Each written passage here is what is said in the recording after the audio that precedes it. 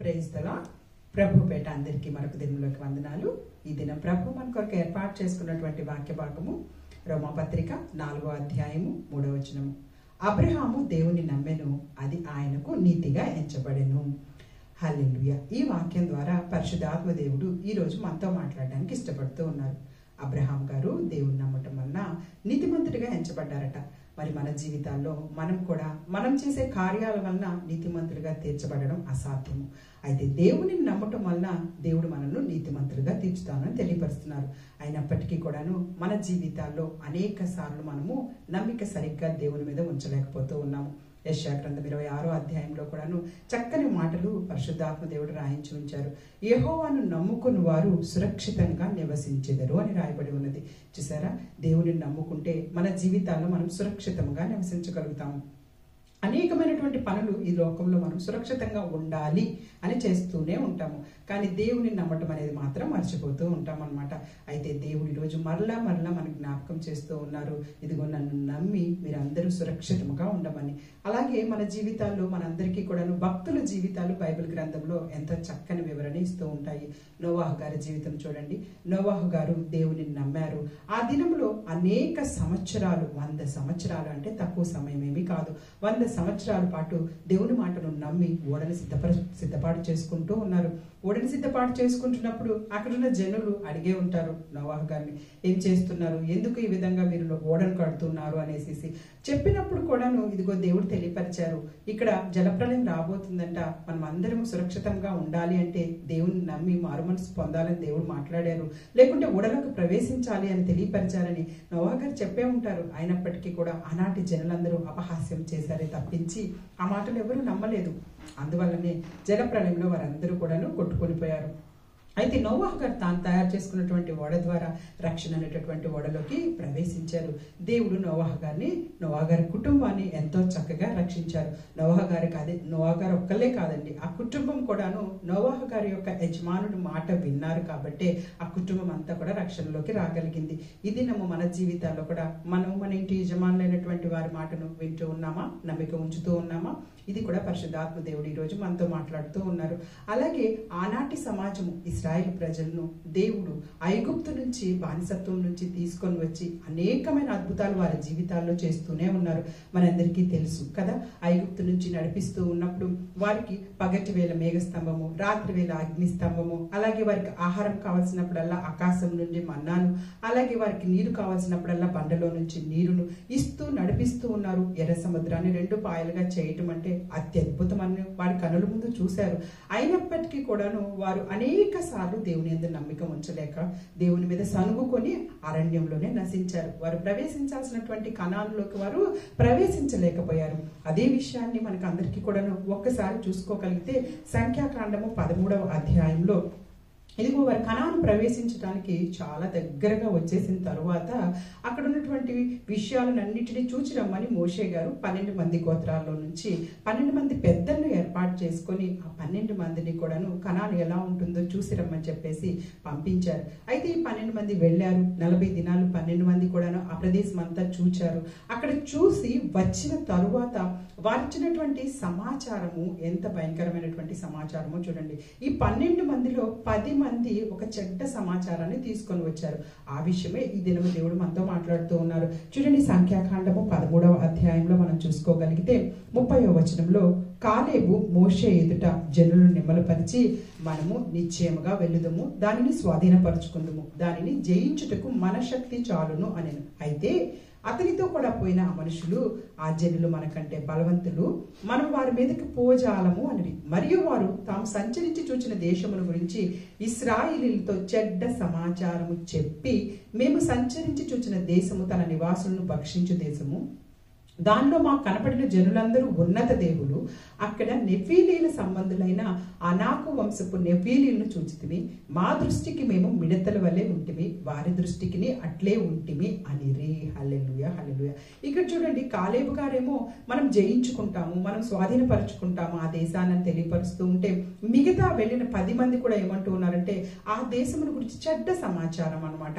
అంటే అది నివాసులను భక్షించేస్తుంది, మనల్ని కూడా చంపేస్తుంది, అక్కడున్న వారు చాలా ఉన్నత దేహులుగా ఉన్నారు. నెఫీలీల సంతానం ఉంది అక్కడ. మనమైతే చాలా వారి ముందు మిడతల వలె ఉన్నాము, తప్పకుండా అక్కడికి వెళ్తే మనం చనిపోతాము అన్న చెడ్డ సమాచారాన్ని అందించారట. పోనీ 10 మంది చెడ్డ సమాచారాన్ని తెచ్చారే అనుకోండి, వారందరూ కూడా దేవుడు చేసినటువంటి అంతకుముందు అద్భుత కార్యాలను ఏమైనా జ్ఞాపకం చేసుకున్నారా? ఏమైనా దేవుని మీద నమ్మకం ఉంచారా? నమ్మకం లేకపోగా సంఖ్యాకాండం 14 అధ్యాయం 1వ వచనంలో చదువుకోగలిగితే, అప్పుడు ఆ సర్వ సమాజము ఎలుగెత్తి కేకలు వేసిను, ప్రజలు ఆ రాత్రి ఎలుగెత్తి ఏడ్చిరి అట. ఆ రాత్రి అంతా వాళ్ళు ఎలుగెత్తి ఏడుస్తూ ఉన్నారు. ఒకరు కాదు, ఇద్దరు కాదు, సర్వ సమాజము కూడా చెడ్డ సమాచారాన్ని నమ్ముతూ ఉందన్నమాట. ఈ దినాల్లో కూడా మన జీవితాల్లో కూడాను ఇదిగో ఏదైనా కష్టం వచ్చినప్పుడు ఆ కష్టాన్ని నమ్మకమైన వ్యక్తులకు, విశ్వాసులకు చెప్తే వారు ఓదారుస్తారు. కానీ నువ్వు ఎవరితో పడితే వాళ్ళతో చెప్తూ దేవుని నమ్మని వారి వైపు తీసుకెళ్తే వారు చెడ్డ సమాచారాన్ని చెప్తారు. ఆ చెడ్డ సమాచారం వల్ల మన జీవితాల్లో మనం ఇంకా కృంగుదలలోకి వెళ్ళిపోతామే తప్పించి, మనం ఇంకా కూడాను బాధల్లోకి వెళ్తామే తప్పించి మనకి ఎలాంటి ఓదార్పు రాదు. ఈరోజు అక్కడ ప్రజలు కూడాను అలాంటి విషయాల వైపే పరిగెత్తుతూ ఉన్నారనమాట. వాళ్ళు వెలుగెత్తి ఏడ్చి ఇంకా ఎలా అంటూ ఉన్నారంటే, చూడండి, ఆ సర్వ సమాజము, అయ్యో ఐగుప్తులో మేము ఎలా చావలేదు, ఈ అరణ్యమునకు మేమెందుకు చావాలి, ఇక్కడ కత్తివాత పడినట్టు యెహోవా మమ్మల్ని ఎందుకు ఈ దేశంలోకి తీసుకొని వచ్చాడు అని భయంకరమైనటువంటి దూషణ మాటలు పలుకుతూ ఉన్నారు. అప్పుడు చూడండి, భక్తులైనటువంటి కాలేబు, యెహోషువ ఈ ఇద్దరే 12 మంది గోత్రాల్లో 10 మంది చెడ్డ సమాచారం తెస్తే, ఈ ఇద్దరు మాత్రం మంచి సమాచారాన్ని తీసుకొని వచ్చి 7వ వచనంలో వాళ్ళు ఏమంటున్నారో తెలుసా? ఇశ్రాయేలు సర్వ సమాజంతో మేము సంచరించి చూచిన దేశము మిక్కిలి మంచి దేశము, యెహోవా మన యందు ఆనందించిన ఎడల ఆ దేశములలో మనల్ని చేర్చి దానిని మనకు ఇచ్చును, అది పాలు తేనెలు ప్రవహించు దేశము. హల్లెలూయా, హల్లెలూయా. మెట్టుకు మీరు యెహోవా మీద తిరగబడకుడి, ఆ దేశ ప్రజలకు భయపడకుడి. మనమందరము కూడాను దేవుడు మనకు తోడై ఉన్నాడని నమ్మి మనమందరము దేవుని యందు నమ్మకం ఉంచుదాము అనే విషయాన్ని వాళ్ళు తెలియపరుస్తూ ఉన్నారు. చూడండి ఎంత మంచి సమాచారాన్ని చెప్తూ ఉన్నారు. ఆ దేశాన్ని దేవుడు మనకిస్తాడు, మన గొప్పతనం ఏమి లేదు, కానీ దేవుడే ఇప్పటి వరకు మనల్ని నడిపించారు కాబట్టి ఆ దేశాన్ని కూడా మనకి ఇస్తారు. మీరేమి భయపడొద్దు, దేవుని యందు నమ్మకం ఉంచుదాము, ఆయన మనకు తోడై ఉంటాడు, మనం వెళదాము, అది మంచి దేశము, పాలు తేనెలు ప్రవహించుచున్న దేశము, దేవుడు మనకు వాగ్దానం చేసిన దేశం అనే అన్ని మాటలు చెప్తుంటే మనకు చాలా కోపం వచ్చేస్తుందండి. ఆ సర్వ సమాజం ఏమంటున్నారో తెలుసా? వాళ్ళని రాళ్లతో కొట్టి చంపవలనని చూచుచుండగా యెహోవా ప్రత్యక్ష గుడారంలో మహిమ ఇశ్రాయేలుకి అందరికీ కనబడిన ఆ దినము దేవుడు యెహోషువ గారిని, కాలేబుని కాపాడటానికి ఆయన మహిమ కూడా అక్కడ చూపించారంట. అయినప్పటికీ కూడా అక్కడ జనులు ఇంకనూ కూడాను దేవుని నమ్మకుండానే ఆ దేశంలో, ఆ ప్రపంచంలో వారంతా ఆ అరణ్యంలో రాలిపోయిన విషయం మనందరికీ తెలుసు. ఈ దినం మనం అలా ఉంటాక వీల్లేదు. మన జీవితాల్లో దేవుడు చేసినటువంటి మేలులను మనం జ్ఞాపకం చేసుకొని ఆయన మీద నమ్మకం ఉంచుకొని మనం ముందుకు సాగాలి.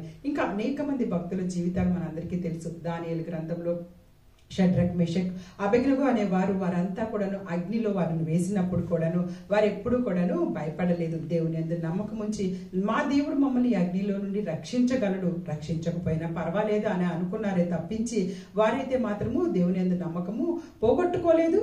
వారు ఆ దేశంలో వారు చెప్పిన విగ్రహాలకు మొక్కనూ లేదు. చక్కగా వారు అగ్నిలో పడవేయటం మనకు తెలుసు. అక్కడ ముగ్గురు ఎవరెవరు ఉన్నారా అని రాజు తొంగి చూసినప్పుడు ముగ్గురితో పాటు 4 కనిపించారంట.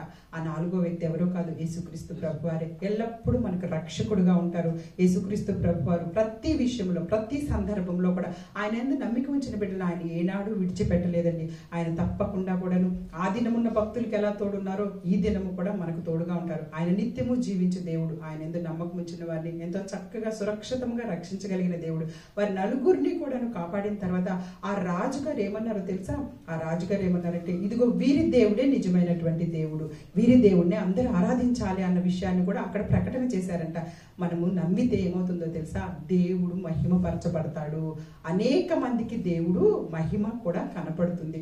కాబట్టి ఈ దినం మన జీవితాల్లో అబ్రహాము దేవుణ్ణి నమ్మారు, మోషే గారు దేవుణ్ణి నమ్మారు, నోవా గారు దేవుణ్ణి నమ్మారు, ఇంకా అనేక మంది భక్తులు దేవుని నమ్మి వారందరూ నీతిమంతులుగా తీర్చబడి ఈరోజు విశ్వాసుల జాబితాలో ఉన్నారు. నువ్వు నేను కూడా దేవుని నమ్మితే మనందరికీ కూడా విశ్వాసుల జాబితాలో చేర్చబడతాము. అలాగే కొత్త నిబంధనలో కూడాను యేసుక్రీస్తు ప్రభువారు అనేక మార్లు మాట్లాడుతూ నమ్ముటమి వలనైతే నమ్మిన వానికి సమస్తము సాధ్యం అన్న విషయాన్ని తెలియపరిచారు కదా. ఇదిగో నమ్మటమే మనకు కావాల్సినటువంటి ముఖ్యమైనటువంటి విషయము ఈ యొక్క లోకంలో. అలాగే రక్తస్రావం కలిగిన స్త్రీని కూడా దేవుడు ఇదిగో నమ్మితే నీకు బాగుపడతావు, స్వస్థపడతావు నమ్ముతున్నామని తెలియపరిచారు. అలాగే ఇదిగో యాయిరు కుమార్తెను కూడాను ఆ చనిపోయినటువంటి ఆ చిన్న కుమార్తెను కూడా ఆ తండ్రికి తెలియపరిచినప్పుడు ఇదిగో నమ్మితే నీకు అన్ని సాధ్యమా అని తెలియపరిచారు. ఇంకను అనేక మందిని దేవుడు స్వస్థపరచబడినప్పుడు వారందరినీ అదే అడిగారు, రామాచారి అడిగారు, మీరు నమ్ముతున్నారా నేను ఇది చేయగలనని అనేసి. ఎవరైతే నమ్ముతున్నాము దేవా అని చెప్పారో వారి జీవితాల్లో అద్భుతాలు జరిగాయి. కాబట్టి ఈ దినం మనకు దేవుని నమ్మితేనే మన జీవితాల్లో కూడా అద్భుతాలు జరుగుతాయి. కాబట్టి దేవుని యందు నమ్మిక ఉంచుకొని ముందుకు సాగుదాము. లోకం వైపు చూడాల్సిన పని లేదు, కానీ దేవుడు మనతో ఎల్లప్పుడూ తోడుగా ఉండాలని కోరుకుంటూ ఈ చిన్ని వాక్య భాగాన్ని దేవుడు ఆశీర్వదించి దీవించును గాక. ఆమేన్. God bless you all.